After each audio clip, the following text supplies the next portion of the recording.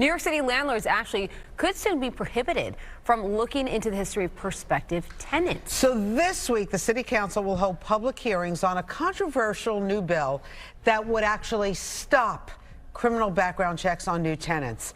Landlords are opposing the bill. They say their tenants don't want to share buildings with former criminals, but advocates, including Mayor Adams, is supporting it.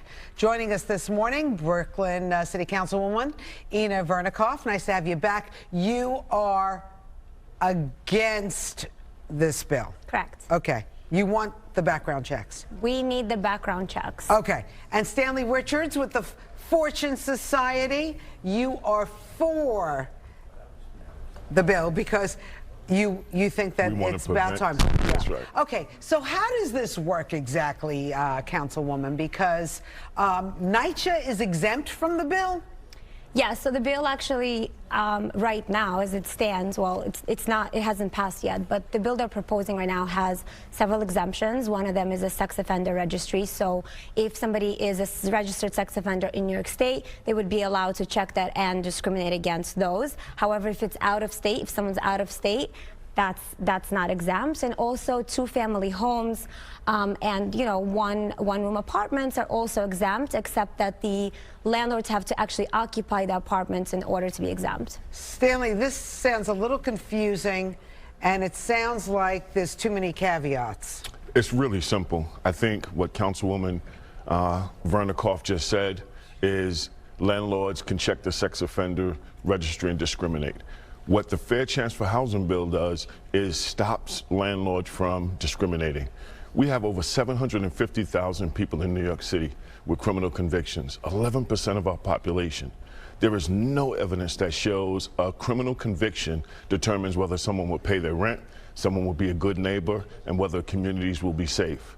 We have to stop demonizing and perpetuating collateral consequences for people with convictions. They serve their time. How do we bring them back into our community? How do we give them a place to live, a job, so that they could build new lives? Yeah, and I understand that this is also going against recidivism. Like, you want them to get back into housing so they're not back on the streets. Absolutely. But there is a question of saying NYC is allowing this to happen and will continue to allow this to happen in terms of checking any minor or felony offense, and you get right off the list. No, so, let me clarify that.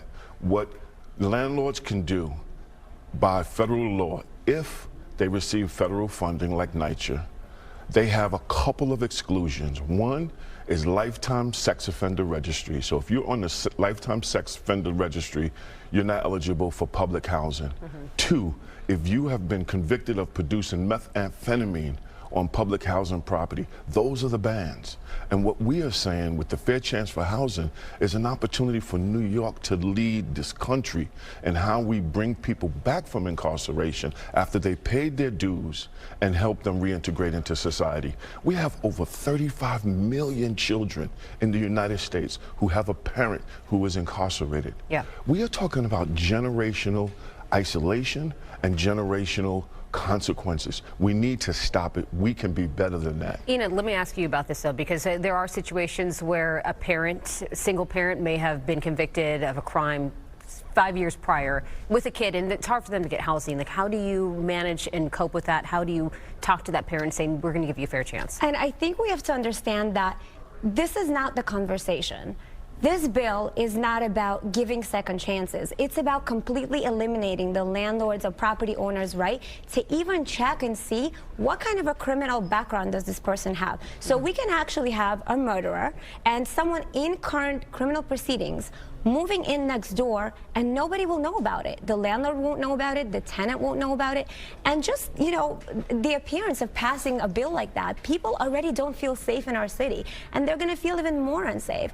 And, I do appreciate the work that you do trying to, bring the people who have committed some crimes before to integrate them back into society, but we shouldn't put that burden on a small property owner, like a single mom who is making her living by renting her property. We shouldn't put that burden on New Yorkers who just want to feel safe and shouldn't have to live next door to someone who's committed serious crimes. And I would encourage you to work toward the solution of helping people come back and building communities. And helping people come back is about eliminating discrimination.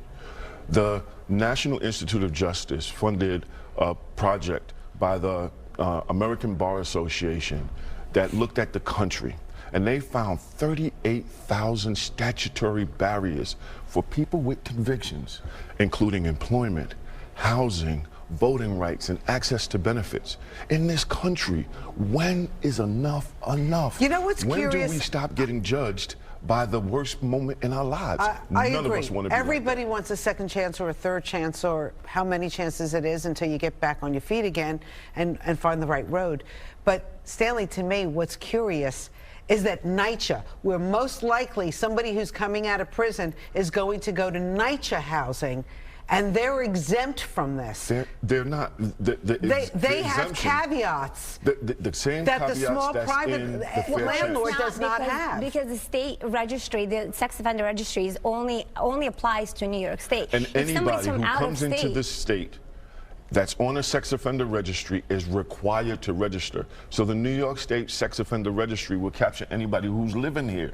This is what I'm talking about. Like, we have to get out of demonizing and trying to marginalize, and we have to lean in with each other, because at the end of the day, we can have safer I agree, communities. but shouldn't you believe if you're a landlord, you should have some kind of regulations, be able to be like, I want the person that's best suited to be in the apartment that I lend As a out. landlord, what I would anticipate that a landlord would want to know that you're going to pay your rent on time, that a landlord is going to know that you're not going to damage their property. And also maybe this bill does not preclude them from screening people, from checking their credit, from finding out whether or not they are tenant worthy. Doesn't do that. But all of the rhetoric around this bill wants people to think that this is about safety. It is not. We have 750,000 people with convictions in our communities today. Well, listen, Stanley Richards, you make a great case. Fortune Society, Councilwoman Ina Vernikoff, you make a great case as well. It's before the City Council. The mayor says he's going to sign it if the bill is passed. So thank you so much.